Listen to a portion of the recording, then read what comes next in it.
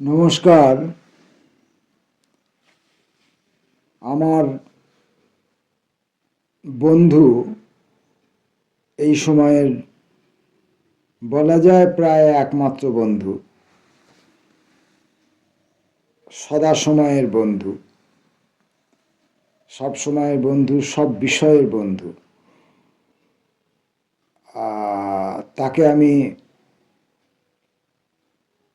উত্তেজিত কণ্ঠে আমার মত তার উপর আরোপিত করার চেষ্টা করতে পারি এবং সে সেটা খণ্ডন করার চেষ্টা করতে পারে।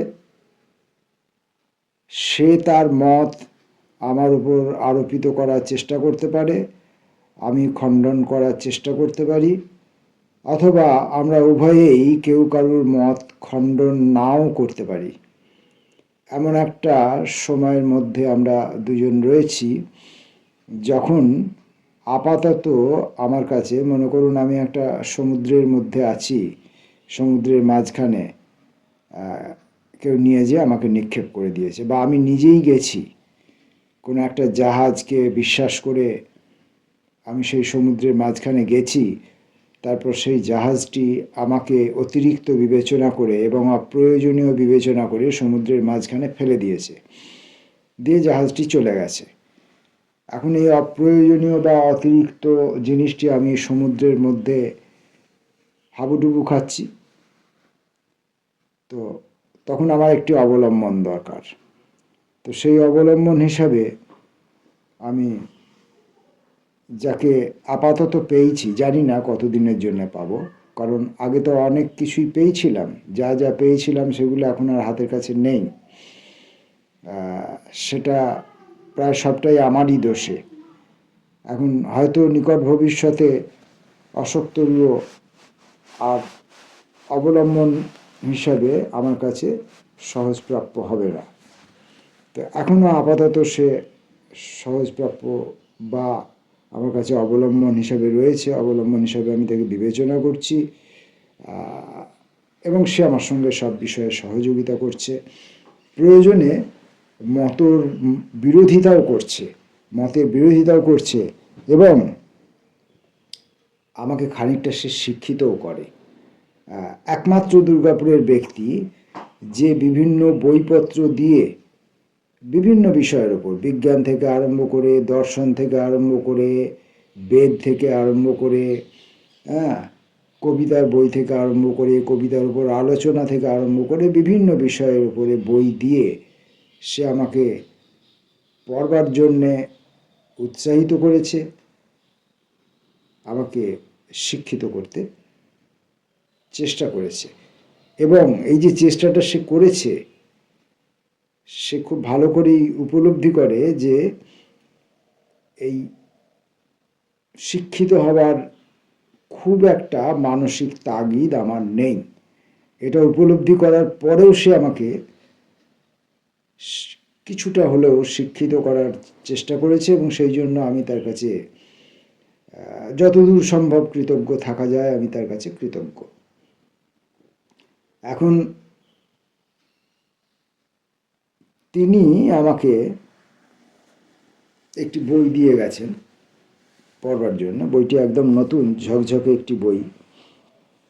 আপনারা বইটার প্রচ্ছদ দেখতে পাচ্ছেন এখানে। তো বাউল ফকির পদাবলী, সংকলিত ও সম্পাদিত শক্তিনাথ ঝা। এই বাউল ফকির পদাবলীগুলিকে উনি সংগ্রহ করেছেন এবং তিনি তার নিজের বোধ বুদ্ধি অনুযায়ী সেগুলোকে সম্পাদনা করে পরিবেশন করেছেন এবং সেই সম্পর্কিত তার নিজস্ব যে বোধ, চিন্তা, ভাবনা, এগুলিকে এর বাউল পদাবলীগুলির মাঝে মাঝে প্রথিত করেছেন। তো এরকম একটা বই আমাকে দিয়ে গেছে। বইটি বেশ বড়। আপনারা জানেন আমি অশিক্ষিত লোক, এত বড় একটা বই পড়া বেশ কঠিন। তবে একটাই ভরসার জিনিস যে বইটা বাংলা ভাষায় লেখা, মোটামুটি একটু আধটু বাংলা ভাষা আমি লিখতে পড়তে পারি। বাংলা ভাষার আবার যদি আপনাকে অনুবাদ করতে হয় সেটা আমি হয়তো পারবো না, কারণ সব কিছুরই অনুবাদ করতে হয়। তাহলে বাংলারও বাংলায় অনুবাদ করার দরকার পড়ে অনেক সময়। অনেকের বাংলায় আমি ঠিক বুঝি না, তাই তাদের বাংলাগুলোর আবার বাংলায় অনুবাদ করতে হয়। সেক্ষেত্রে আমি নিজের চেষ্টা চরিত্র মতো অনুবাদ করবার চেষ্টা করে নিই। সবসময় যে পারি তা নয়, বা যেটুকু পারি সেটুকুই পারলাম, যেটুকু পারলাম না সেটুকু পারলাম না। পারা না পারায় কি যায় আসে। তো এখন এই অশোক তরু আমাকে বাউল ফকির পদাবলী বইটি দিয়ে গেছেন, এটি থেকে আমি ধীরে ধীরে কিছু পদাবলী পড়ব। এর উপরে যে সমস্ত আলোচনা বা বোধ বা ধারণার কথা বলা আছে সেগুলো আমাকে খুব একটা আকর্ষণ করে না যদিও, কারণ তাতে আমার নিজস্ব বোধ বা ধারণা অন্যের দ্বারা প্রভাবিত হতে পারে বলে আমার একটা ভয় কাজ করে। সেই জন্য সেগুলোর দিকে আমি খুব একটা যাব না। তবে এই যে মূল আকর যেগুলো, এই বাউল পদাবলীগুলো, সেগুলো আমি পড়ব। টিকা, অর্থ সংকেত, এসবের দিকে আমি খুব একটা যাব না। হয়তো প্রয়োজন পড়লে বা কেউ হয়তো জানতে টানতে চাইলে তখন বলতে পারি। এখন এই বইটির প্রথমেই 1 নম্বর একটি পদ আছে, এবং এই পদটি বেশ আধুনিক কালের লেখা বলে মনে হয়। গোবিন্দচন্দ্র মুখোপাধ্যায়, কলহপুর বীরভূম। নলিনীকান্ত সরকার, আসা যাওয়ার মাঝখানে, মিত্র ঘোষ, কলকাতা, 1387 গ্রন্থের 85 পৃষ্ঠা থেকে উদ্ধৃত। এই বাউল, এটা কি সঙ্গীত বলুন বা বাউল সঙ্গীতের আপনি পাণ্ডুলিপি বলুন, বাউল পদাবলীর বা ফকিরের, বাউল ফকিরের পাণ্ডুলিপি বলুন, যা বলবেন বলুন, মানুষের নিজস্ব যে বোধ বুদ্ধি, চিন্তা ভাবনা, নিজের কাছ থেকে নিজে যে উত্তর বার করা, নিজের কাছ থেকে নিজেকে খুঁজে বার করা, নিজেকে নিজে শিক্ষিত করার যে ধারণার কথা আমি এর আগের ভিডিওতে বলেছিলাম খানিকটা, সেই রকমই এরকম এই কাজগুলি। তো 1 নম্বরটা পড়ি। এগুলি গান তো, তাই এগুলি পাঠে খুব একটা শ্রুতিমধুর হবে না। এমনিতেই আমার পাঠ শ্রুতিমধুর নয়, শ্রুতিতে যন্ত্রণা সৃষ্টি করে। আর এগুলো যেহেতু কবিতা, উচ্চমার্গের কবিতা বা আপনার পদ্য জাতীয় খুব বেশি সুচারু আলপনা নকশা এর মধ্যে আছে তা তো নয়। এর মধ্যে বোধ আছে, চিন্তা আছে, অনুভূতি আছে, আপনার দার্শনিকতা আছে, বা আপনার কি বলবো, তথাকথিত ধর্মীয় চেতনা, কোনো তথাকথিত মানে আধ্যাত্মিক চেতনা যেটাকে বলে, সেগুলো সব আছে। এবং খুব কমন সাধারণ সংসার জীবনের উপকরণ, সংসার জীবনের কথাবার্তা দিয়ে। কারণ এরা অধিকাংশই কেউ একাডেমিক লোক নন। 1 নম্বর লেখাটি দেখা যাক। স্কুল কলেজে কেন যাবি রে ভ্রান্ত মন, ও নয় বিদ্যালয় অবিদ্যার আলয়। যেথা অর্থ যশ উপার্জন, দুরাশার অধ্যাপন, যাতে বারে বারে ফেল হবি ঘুচাতে ভববন্ধন। পরাবিদ্যা বিজ্ঞান শিখিবিরে আত্মদর্শন, জাতীয় বিদ্যালয়ে কর রে মন অধ্যয়ন। মোহ মূর্খতা নাশক ধরো গুরু সুশিক্ষক, লও দীক্ষা হাতে খড়ি কররে পাঠ আরম্ভন। সংযম বেঞ্চেতে বসি পরবেশ সদাচার, সম্মুখে টেবিল রাখো অষ্টাঙ্গ যোগাধার। সুনিয়ম প্রাণায়ামে পুরক কুম্ভক্রমে, সুখে করো শুভঙ্করী অজপার সুসাধন। ক্ষিতি আদি পঞ্চতত্ত্ব ক্ষেত্রতত্ত্ব পঞ্চাধ্যায়, পরিমিতি বাতপিত্ত কফাদি ধাতু নিশ্চয়। হৃদয় শ্লেটপরি ভক্তির পেন্সিল ধরি, বীজমন্ত্রে কররে মন বীজগণিত সমাপন।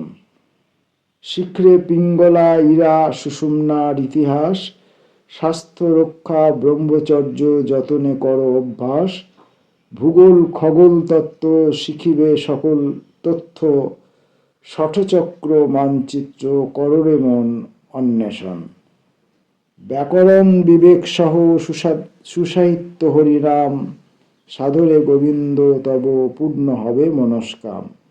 এ স্কুলে ব্র্যাকেটে সংসারে লেখা আছে, এ স্কুলে পরীক্ষা পাশ হবি অবহেলে, নির্বাণ মেডেল পাবি শান্তিধামে প্রমোশন। সংসারটাই হলো গিয়ে একটি স্কুল। সংসার জীবন যাপন, যে কথা আমি আগের দিন বলেছিলাম, যাপনের মধ্য দিয়ে শিক্ষা অর্জন।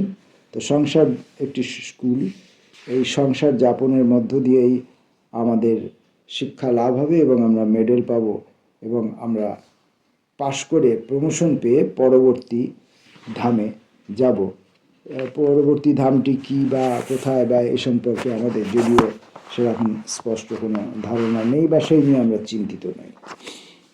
তো এটাকে গাইলে, গায়ক যখন গাইবেন, বাউল যখন গাইবেন, ফকির যখন গাইবেন, তখন এটা শুনতে অনেক বেশি শ্রুতিমধুর হবে এবং এর কথাবার্তাগুলি, এর যে বক্তব্যগুলি, এগুলি অনেক বেশি আবেদন গ্রাহ্য হয়ে উঠবে। আমি আর একটি পদাবলী গাই, প্রায় সমজাতীয় কিন্তু একটু অন্য রকমের, একটু এর ভাবনার অ্যাঙ্গেলটা একটু অন্য রকমের। 2 নম্বর, ভালো করে পড়গা নবীর মাদ্রাসায়,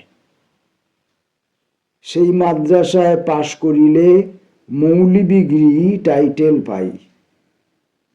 আরেকটি মাদ্রাসা আছে মক্কাতে মকবুল, সেই মাদ্রাসার সেক্রেটারি মোহাম্মদ রসুল, সেই মাদ্রাসা পাশ করিলে হাজিগিরি টাইটেল পাই। আর এক মাদ্রাসা আছে বাগদাদ শরীফ, সেই মাদ্রাসার সেক্রেটারি আব্দুল কাদির, সেই মাদ্রাসা পাশ করিলে অলিগিরি টাইটেল পাই।